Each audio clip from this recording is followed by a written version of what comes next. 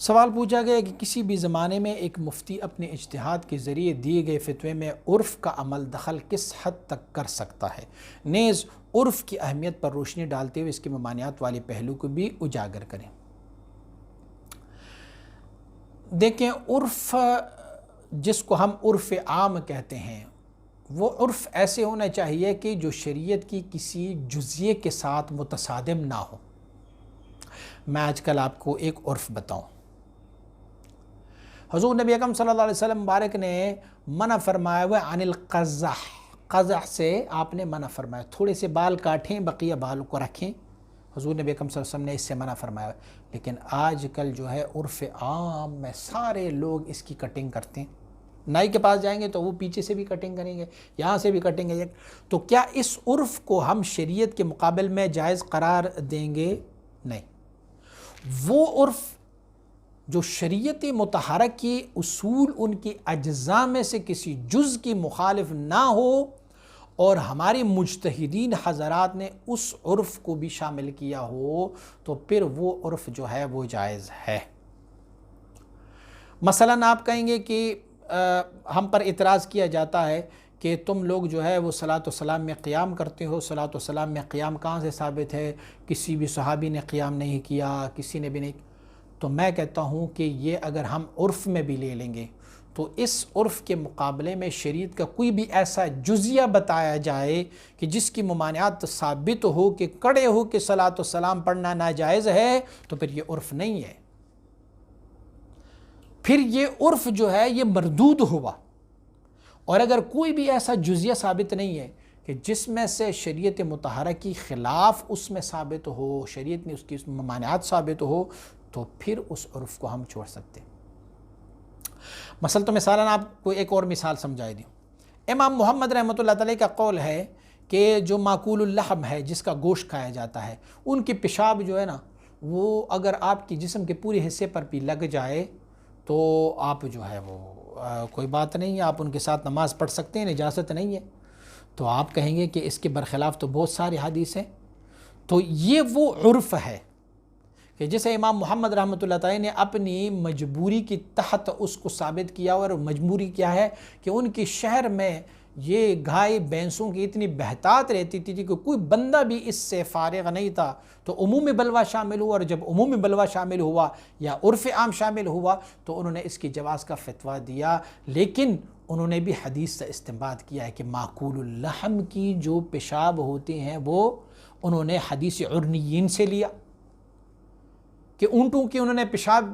حضور نبی اکرم صلی اللہ علیہ وسلم نے کچھ لوگ، اگرچہ ہماری مسلک کے مطابق اس میں کچھ ایسے راز پوشیدہ تھے کہ جو بعد میں اس کو ممنوع قرار دیا گیا ہے، لیکن حضور نبی اکرم صلی اللہ علیہ وسلم کے اس حدیث کو بنیاد بنا کے انہوں نے اس عرف عام پر عمل کیا اور عمومی بلوا پہ انہوں نے عمل کیا ہوا۔ آپ کے سوال کے اگلی چپٹر کی طرف آتے ہیں کہ کسی بھی زمانے میں ایک مفتی صاحب اپنے اجتہاد کے ذریعے دیے گئے فتویٰ، تو اس زمانے میں اجتہاد مفقود ہے۔ مجتہدین ہمارے موجود ہیں اور موجود تھے، موجود ہے سے مراد یہ ہے کہ مجتہدین نے جو اجتہادات کیے تھے وہ ہمارے ساتھ یہاں پر ہیں۔ آپ کہیں گے لاؤڈ سپیکر پہ تو کوئی اجتہاد نہیں ہوا تھا، اس وقت تو ایجاد ہی نہیں ہوا تھا، لیکن لاؤڈ سپیکر کا ایک جزیہ جو ہے ہمیں فقہا کی کتابوں سے ملتا ہے جس کو کہتے ہیں صدا۔ آپ نے دیکھا ہوگا کہ سجدہ تلاوت جو ہے وہ کیا صدا سے جو آواز پلٹ کے آپ کی طرف آتا ہے پہاڑوں میں یا کسی اور گونج، تو کیا گونج سے سجدہ تلاوت لازم ہو جاتا ہے؟ تو فقہاء نے لکھا ہوا ہے کہ نہیں ہوتا۔ میں آپ کو بتاؤں اتنی باریک باریک اجزاء پر میں اپنے اساتذہ سے پڑھ رہا تھا، تو فقہ کی کتاب اب غالباً میرے خیال میں کوئی شرح الوقائع میرے خیال میں ہم پڑھ رہے تھے، تو شرح الوقائع میں ایک جزیہ انہوں نے لکھا ہوا تھا کہ اگر ہوا کسی گندی چیز سے ٹکرا کے کسی اور بندے کے کپڑوں سے لگ جائے تو وہ کپڑے مردار نہیں ہوتے جب تک کہ اس نجاست کی نمی ان کی یا کوئی چھینٹے وغیرہ وہ نجاست اس کو نہ لگ جائے۔ تو میں نے اپنے استاد صاحب سے عرض کی، میں نے کہا حضور یہ تو ظاہری بات ہے، یہ کیسے انہوں نے مسئلہ بیان کیا ہوا ہے؟ یہ تو ظاہری بات ہے کہ جب ہوا، خشک ہوا کسی گندگی کو لگے اور وہ ہوا پھر کسی بندے کے جسم کو لگے اور اس گندگی کو کوئی اثر اس پر نہ پڑے تو اس صورتحال میں اس کے کپڑے گندے نہیں ہوتے نجاست. یہ تو اس مسئلے کے ذکر کرنے کے اس نے مجھے کہا اللہ کے بندے